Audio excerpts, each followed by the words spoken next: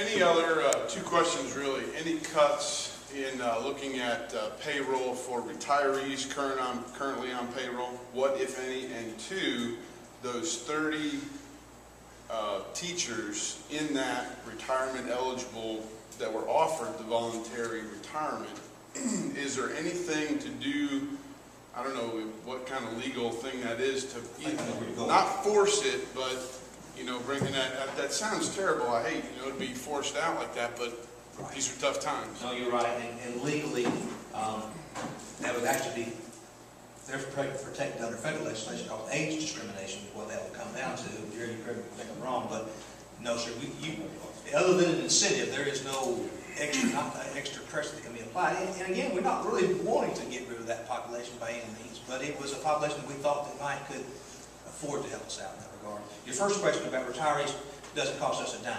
Once a person retires here, we no longer contribute to their retirement, so there is no way to reduce. But are you maybe talking about people that have retired and come back? Right. Either part-time or full. They used to have to be paid based on the state pay scale. They come back in maxed out on the state pay scale. That legislation has been removed, and we can actually now bring them back at a negotiated salary. So now we have gone back, and our current people that were retired and have come back on payroll are actually now at a negotiated lower salary than what the state base paid. But that's five right there. That's five positions we eliminated was some people who are working what we call 49% retired come back.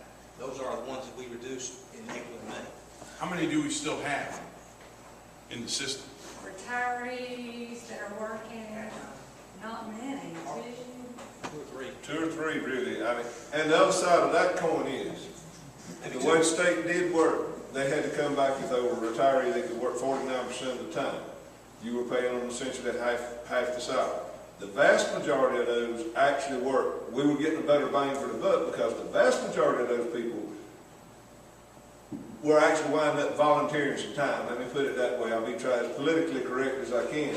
Because they were not just working a half a day. They would stay and work till their job was done, which was more than the half time. So you're theoretically paying them half the former salary, and they were working closer, might not have been 100% full day, but it's probably closer to 3/4 of a day than it was a half a day. Some of those teachers that we would have loved to have kept that were on part-time were probably given almost a full day's work, and they again, every action's got a reaction. If we had had 10 teachers take early retirement, those 5 people probably would have stayed on the payroll as part-time people. They wound up, we didn't rehire them because we didn't have any takers really on the early out. So, I mean, that's just, again, every time you have one thing happen, something else happens. There's an action. Physics don't change, whether it's people or a car. It's for every action, there's a reaction of some type. That's my 2 cents. For one thing, is there anybody give any thought of a sales tax? Instead of just letting property owners have to tote the load of all this, put it on the sales tax. That way everybody that either passes through spends $1 no matter what, they're going to be helping out too, instead of just property owners. And I agree with that. Again, I addressed it a little bit a while ago. First, you've got to talk to Senator Jack Hill, and you've got to talk to Representative Butch Parrish, because there's 8 systems in the state of Georgia that and part of those are city systems, but some of them are county. Bullock County is the only one close to us.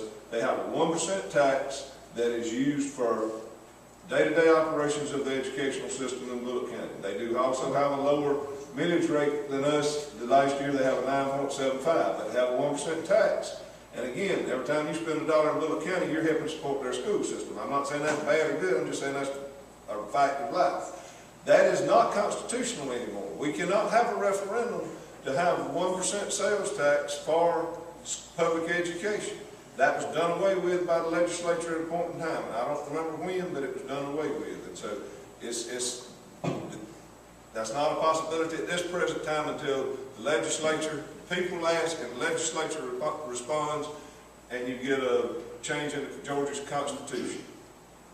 Does that answer your question? Yeah, answer that.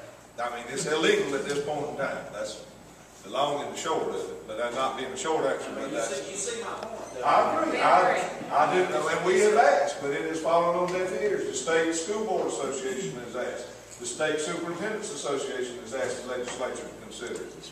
Somebody else has got to ask it. It's not. Now, we'll digress just a little bit. There was Senator Eric Johnson made a proposal to do away with the ad valorem tax and have a state sales tax that was administered by the state. The biggest drawback with that was what they had planned to do in the way they presented it was once it came on, okay, here you are in 2009, this is what you're getting from local sales money, this is what you'll get henceforth and forevermore until we decide to do different. Then there would be no way to adjust anything locally, and that's you 100% at the state's mercy then. I'm not saying there can't be a way to work it out, but that plan wasn't right because there was you would totally 100% lose any local control.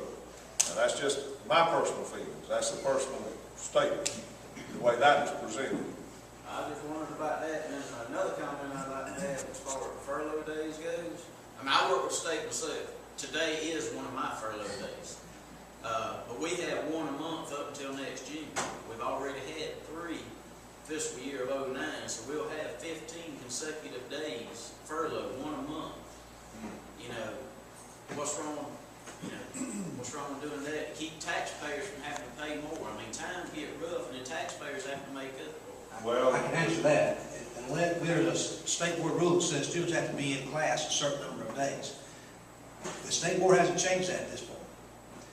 We don't have the option to reduce instructional days until that comes from higher up with us.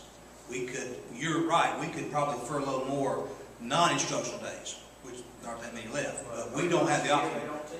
Sir? 3 months of the summer, they're not teaching. They only. No, they don't get paid for those days either. They only get paid for 190 days. We have 100 days, 80 days of instruction, so only 10 days in there that's even possible for non-instructional days. They get a paycheck in the summer, so I know you think people get a paycheck, and they do, but we take what they earn over 190 days, and then we stretch it out over 12 months. Oh, yeah. That's all. I understand that. There was another question in the back next to you.